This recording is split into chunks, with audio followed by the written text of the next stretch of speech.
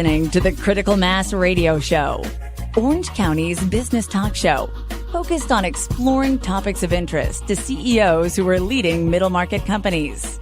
With your host, Richard Franzi.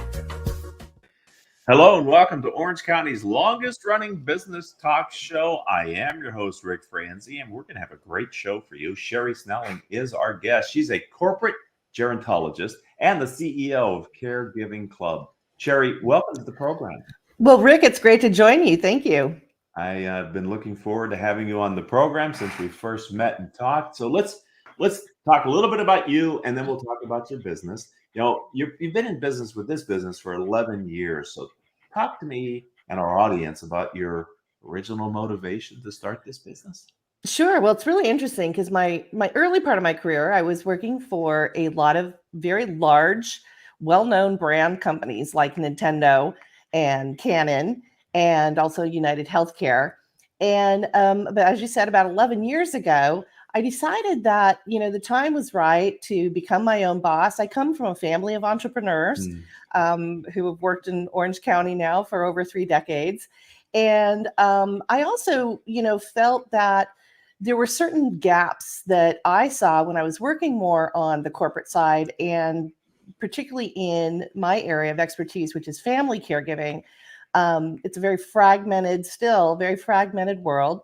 And I felt like there were certain things that I could focus on. And the big thing that I kind of bit off when I started my company was the wellness part of caregiving. How do we help caregivers find balance in their lives while they're juggling all these other responsibilities? And what's really interesting is the wellness industry now has caught up with me after these 10 years, but I really started with that focus in mind. And part of it was also based on personal experience. I had been a backup caregiver to my mom who had cared for my grandparents. And then also I cared for my dad and my stepdad at end of life. So the start of the company was also when I decided to write my book called The Cast of Caregivers. So all of those things kind of came together at once, and it was just perfect timing. So I know what the entrepreneurial journey can be like. And sometimes as soon as you start the business, it just takes off. Other times it takes some time to build the momentum. So I'm wondering, how long did it take you, Sherri, before you really felt and believed that your business was going to thrive and survive? Sure. Well, I think what's really interesting is that I had this vision of certain things that weren't being addressed in this particular space of family caregiving. So that's, I think, where all entrepreneurs start. They want to create innovation. They have a creative idea for how to change what's going on. But what I think is really important is all entrepreneurs almost have to be kind of shark-like. And when I say that, I don't mean that we're bloodthirsty and vicious and, that we don't collaborate. Yeah, that we're killers. No. I mean that we have to constantly be moving, because sharks only survive if they're constantly moving. And so in that spirit, you have to constantly be learning yourself. You have to stay ahead of the trends, stay ahead of the curves. Because what I do is I'm both a consultant to other companies who are in this space of aging or family caregiving or wellness, but I'm also a content and educational curriculum creator. So again, to be an authority on that, I have to, kind of stay ahead of that. And so when I started the business, again, these were gaps that I saw. So I knew I could fill those gaps. And I was pretty lucky because I had a really strong network that I was able to tap into immediately. And it was a little bit slow going the first year, but then it really started to take off. And I was lucky to have some really great clients. Obviously, some clients here in Orange County. Right now, I'm doing some work for Comfort Keepers, which is based over in Irvine. I've done work for Disney, for First Republic, for Wells Fargo in the financial services sector. So it's really been a pretty, upward trajectory since I started the business. And I think that's partially because one of the things that we're seeing as a society is that the demographics are changing. I mean, we have more aging in America. And in fact, I wanted to share a couple statistics with your listeners. In 8 years, we're going to have a historic milestone. And it'll be the first time in U.S. history that we will have more people in the country over the age of 65 than children under the age of 18. And the other stat that always kind of, really surprises people is that 10% of the 10-year-olds today, or I'm sorry, 50%, half of the 10-year-olds today are going to live to the age 104. Wow. And I think we're still in our mindset. We're still thinking, okay, after 50, it's all downhill. It's decline, it's disease, it's decay, dementia, depression. I mean, it's all the bad D words, right? Right. And the fact is, we're really only halfway there at age 50. So I think we have to start rethinking how we think about retirement and financial services, and also long-term care, and, housing, and the workplace, and all these other things. And so I think I really stepped into my business at a time when all of this was becoming problems that people needed solutions for. And I was able to add my expertise and experience to that. And this is why, ladies and gentlemen, I told you at the top of the program that we were going to have a great program show for you, because Sherri knows what she's talking about. And I'm very interested in this subject. So before we talk more about other areas, let's spend a minute talking about your firm. You sort of touched on what you do, but help us to understand the richness of what you do in your firm and how you help people. Sure. So at Caregiving Club, in the vernacular of business, I'm really a B2B2C type company. So what I'm doing is I'm helping other companies to understand what's going on in society when it comes to aging. And so I do both consulting, and I do it for large organizations. I mentioned some of them, but I also do a lot of consulting for small startup entrepreneurs, particularly in the age tech space, who are really they want to understand the demographics. They want to understand, how do we design our product properly? What's the user interface design that's going to resonate with an older person? Or how do we rethink our home environments? I'm doing a lot of work right now with builders and real estate folks, and people who we are all focusing on well home design. How do we create that longevity of living longer in our homes, as independently as possible? And there's so much happening in that space. So that's the consulting side of the business. Now, the other side of the business is, as I mentioned, content creation. And I'm lucky because I'm writing an article right now where we're kind of segueing from a knowledge economy into a creator economy. And so what that means is that content is really becoming instrumental for so many organizations. And what they find is it's a heavy resource lift. And so to have somebody who is both an expert, but also knows how to create engaging content, so whether that's an online educational webinar, whether it's a podcast, maybe it's a blog article, or an analysis report, or whatever it is, that isn't always something that you can assign to someone on your team. And that's where somebody like me comes in, because I can help create that content, lift your brand, and also resonate with the audiences that you have. So those are kind of both sides of the business. And what's really interesting is I feel like I started thriving right around the time I was turning 50. I mentioned when I started my business, I was starting to head into that fifth decade, if you will, of life. And I got inspired by a couple of my heroines. One was Julia Child, who started her famous PBS, the French cooking show, The French Cook, or whatever she was called, French Chef, when she was 50. And Nora Ephron, who was a writer, and I'm also, writing is kind of the essence and DNA of what I do. She directed her first film at 50. And so I thought, okay, you know what? If they can do it, I can do it.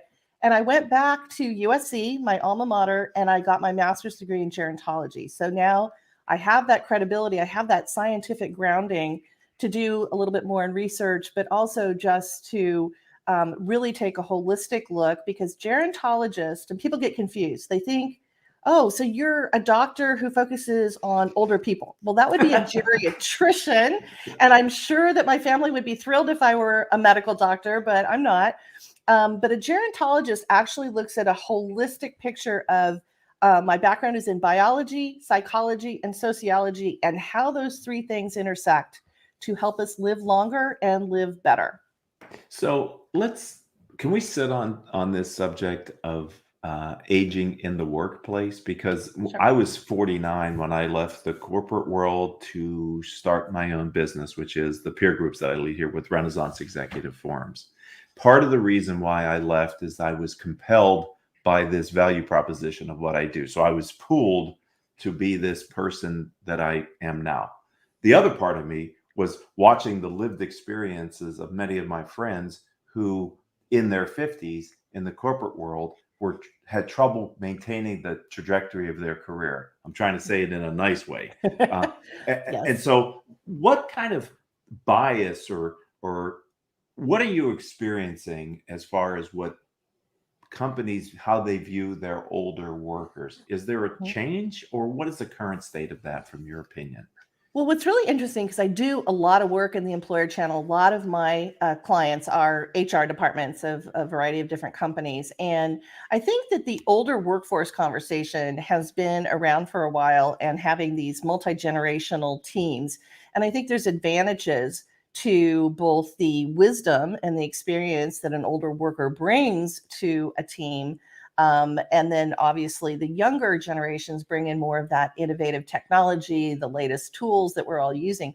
So it really creates a much stronger team environment. However, I will say that COVID, if there was any silver lining that came out of COVID, I think what happened is we had this focusing event on caregiving, and caregiving had been something that had been slightly overlooked. I mean, it was a checkbox item for a lot of HR departments, and they have childcare, but they weren't thinking as much about the elder care, the senior care piece. Well, what happened during COVID is all of a sudden we got a close up, in-person view of what people's families were all about and what were the environments and the responsibilities that people had.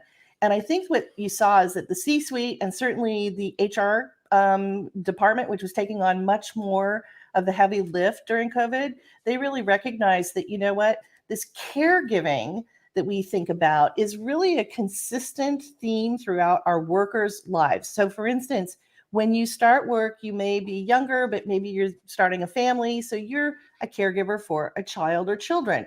And then as you start to age through your career, now you're pivoting, and maybe you still have kids, but now you will have an older parent or you have a grandparent. 25% of millennials are caregivers today. They're caring for either a parent or a grandparent. So it's not just an older worker issue. And I think that's the big aha moment that's happened. And that's great for me, because this is kind of, I've been banging this drum for the last 11 years. And I think now there's recognition that we need to provide that support. 1 in 6 workers in the workplace nationally is caring for an older parent, and 1 in 3 is a caregiver across this life course. So they're either caring for a child, caring for an older loved one, or for both. That's a big chunk of your workforce. And how do you keep both the productivity going, but I think also the emotional stress? We saw during the surveys of COVID that burnout and fatigue and just the emotional health issues, I think, are taking a much bigger, look from the HR departments. They're really starting to put certain programs in place. And that's a lot of what I do. I work with those companies to really develop the right programs to support that part of their workforce. So, Sherri, this is such an illuminating conversation for me. And thank you, because the idea that you're a caregiver when you're younger with children is that's a lived experience that a lot of people have, and we know how much time and energy that takes. Right. Having worked with CEOs and business owners who have been the primary caregiver for an elder aging parent, myself included, I don't know that it is appreciated in the business world, at least historically, of the same level of energy, focus, and commitment that takes as it does many times raising young people. Yeah, So I'm glad you're out there advocating for that. And the statistic I gave you about we're going to have more parents than children to care for in the future, I think, we have to take a look at this, right? Harvard did a really great study. And one of the things that they showed is that 1/3 of the people in the workforce who are caregivers are leaving their jobs, taking a leave of absence to provide that care. And that's usually hitting that middle management, or even all the way up to the C-suite, because it's going to typically be your workers in their 40s and 50s. Those are valuable workers that you don't want to lose. So what are the supports you can put in place that would help those people stay on the job and still juggle the responsibilities they have with caregiving? So that, I love the way you phrased it, to a silver lining, or one of the potential silver linings of COVID, because it's nice to try to find the bright lights around what has been a very dark 2 years, right? From a lot of perspectives, is this realization of what our home life is like as it relates to our business life. And from your experience, having been a part of this, do you think that realization and awareness will ever subside, or is that the new understanding that the kind of companies that you're working with are having relative to the relationship between going to work and taking care of your home demands from a caregiver Yeah, I perspective? think, again, as you said, there were some silver linings if we could find any of them in those dark clouds of COVID. But we know that work from home got a refreshed look from a lot of companies because they realized that you can still have productivity. I think there is certainly a loss of people not being in the office. There's kind of that collegial, camaraderie and certain kind of teamwork and little water cooler conversations that you do miss.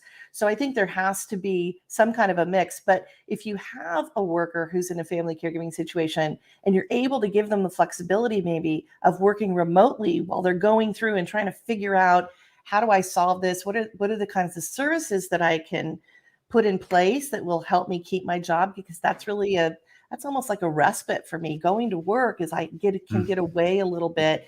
When we're caregiving, we can't control disease. We can't control Alzheimer's or cancer or heart disease.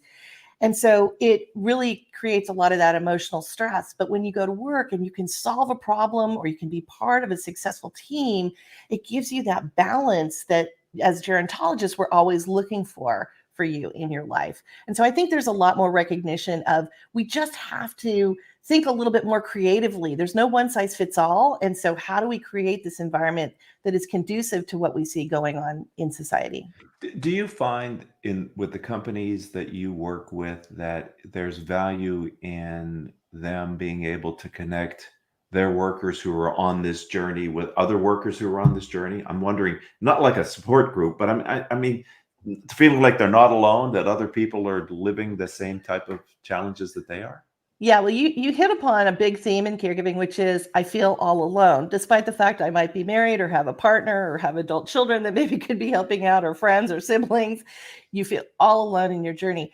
One of the things I think is really great is that a lot of really what I would call best practices employers have employee resource groups. And these are kind of affinity groups, if you will, of groups of employees who want to talk about certain things. And we're seeing a lot more of these family caregiver ERGs being created. I've actually done a lot of talks with those groups for different employers to help them then understand what the journey looks like. What are the kinds of the benefits or the services that maybe your employer has in place? Because that's one of the biggest things. We don't think of our employer as being an advocate and a support for that caregiving journey. And yet there's a lot of really great resources that your employer is offering you, and people just either don't know about it or they just don't feel comfortable asking about it because they feel like, okay, that's going to put the big red C on my chest. I'm a caregiver, which means I have to take time off to take my mom to the doctor. And, I have an emergency and I've got to leave and I can't make that team meeting. So they don't want to talk about it. And we really need to lift that stigma and say, listen, we're all in this. Rosalind Carter said it best. We are all going to be involved in caregiving at some point. We either have been, are, will be, or will be cared for. So you're not going to escape it. Wow. Go Rosalind. That's right. And thank you for bringing her into the conversation. So, demographics in some ways in business are your destiny. And as our country is aging, that means that, like you, entrepreneurs and businesses are spending money around that cohort that is aging. Have you seen, you must be seeing that there's more services offered or more robust ecosystem around people who are in that unfortunate situation where they're the primary caregiver for an aging fill in the blank? Yeah. Well, so I do some work with a company that provides what we call backup care. Now, backup care is where you have an emergency. Mom has fallen and, she's on the floor and you've called 911, but now you've got to drop everything and help out, right? Or maybe she's not feeling well, or, your dad is having some issues, or whatever it happens to be. And it can also be certain things with your kids. And so what a lot of employers put in place was backup care services, where you could call a service in the emergency and you could get that extra help to maybe go sit with your mom until you could get there, or help her out or whatever it happens to be. And, we saw with some instances in different companies, there was like an 8,000% spike in backup care services during COVID. So these are people that are at home, but still have these emergencies that they need to take care of. And so, I think that, again, I think employers are starting to recognize that this caregiving thing is a little bit more complicated than just checking a box and giving, family leave. It's a little bit more intense than that. And how do they become a support for their valuable workforce? So, I'm seeing a lot more of that, which I think is really great. Yeah, I think that is really great because a number of the CEOs that I work with tend to be the sibling who takes the primary responsibility for the caregiving. It just seems to be the busiest person gets, you know what I mean? Or they're the leaders of the family, not only the leaders of their company. And I think having that that stress of dealing with both can be very debilitating and defocusing to the individual. And so to have, I would think as companies become more aware of the needs and offer this as a service, it makes them a more attractive employer as well for a population. Well, and we all read about, right, how it's difficult for companies to recruit employees and retain certain employees. And so, yeah, I think this can become a really valuable recruiting tool. It's something I talk about with my employer clients. I think the other thing that I see is the best practice companies out there are typically ones that are run by either a CEO or someone in executive senior management who's been through caregiving because they get it. As you said, it's a lived experience. They know what that means. And they're now more, much more in recognition of what is needed out there. So I think that's really important. And I also think what's interesting, Rick, is that I'm a baby boomer, as you could probably tell from all the things I've been throwing out there. And the boomers tended to be maybe a little bit more quiet about caregiving, again, concerned about, their paychecks and their jobs and all of that. But the millennials are speaking up. They're like, hey, I'm a caregiver. I need help. What do you offer? And in some ways, I really give the millennials a little bit of credit for that. But also, there's a lot of flexibility now in the workplace and you have more choices. So I think employers have to say, listen, if we want to recruit the best and the brightest, and we know that 1 out of 3 is caregiving, we're going to have something in this package that says, hey, we're going to be there to support you. So where do you see your business going in the future, Sherri? Where are the next 11 years going to take you? Yeah. Well, what's really interesting is I kind of touched upon it. I see myself kind of doing the same thing, consulting, creating a lot of content. I actually just launched a podcast myself called Caregiving Club On Air, which is really great because, as you, I'm sure, would testify, it really keeps you in the know. You get to talk to so many brilliant people and you kind of, learn all these new things that maybe you wouldn't have learned otherwise. But, where I really see things changing is in our environments. We talk a lot about wellness and we talk a lot about health. One of the things we haven't really recognized is we focus wellness on our bodies, on the physiological, the fitness, the nutrition, but it's the spaces that we're in that also really impact our health. And that is including both our home environments, but also our office environments. And so we're seeing a lot of trends. So whether it's biophilic design, which is my new passion, which is about kind of bringing nature into your environment, or at least being able to look out, through a window on a beautiful tree. There was a study done years ago that showed that hospital patients who could look out of a window and look upon some beautiful greenery recovered faster and needed less medication to be discharged quicker from the hospital than those who were staring at, an ugly wall with all kinds of, the cords and everything hooked up with the machinery. So I think, neuroscience is a big part of what I do. I study a lot about the psychology and the brain health part of this. And so going back to those wellness environments, I think that's the big trend of the future. Wow, you gave me goosebumps with that because what you just, thank you, teachable moment, because that's such a logical explanation and common sense, but yet in Western culture, we disassociate those two, and many times the psychological from the physical well-being and how important those two are interrelated. I could talk with you for a long time more because you have such a depth of knowledge. I can see why you're so desired as an author for content in your industry. If someone would like to learn more about you, connect with you on LinkedIn, Sherri, how do they do that? So I have my LinkedIn profile. So it's Sherri Snelling. We also have our company profile on LinkedIn. And then you can also reach me via either my website, which is caregivingclub.com, or Sherri@caregivingclub.com. So. Well, this has been a tour de force, and thank you very much for giving us a little bit of your time and sharing just a scooch of your knowledge in this area. I've totally enjoyed it, Sherri. Thank you. Well, thank you, Rick. I've enjoyed your show for years, and I'm just, really thrilled to be on. So thank you for having me on. You're welcome. And I'd like to thank the audience. You've been a part of Orange County's longest running business talk show. Sherri's episode was episode number 1357 in our catalog. If you are an Orange County entrepreneur and you would like to tell your story, then connect with me on LinkedIn. I'm Rick, R-I-C, Franzi, or go to my website, rickfranzi.com. And until the next time we have a chance to be together, I hope that all of your business decisions will move your company in a positive direction.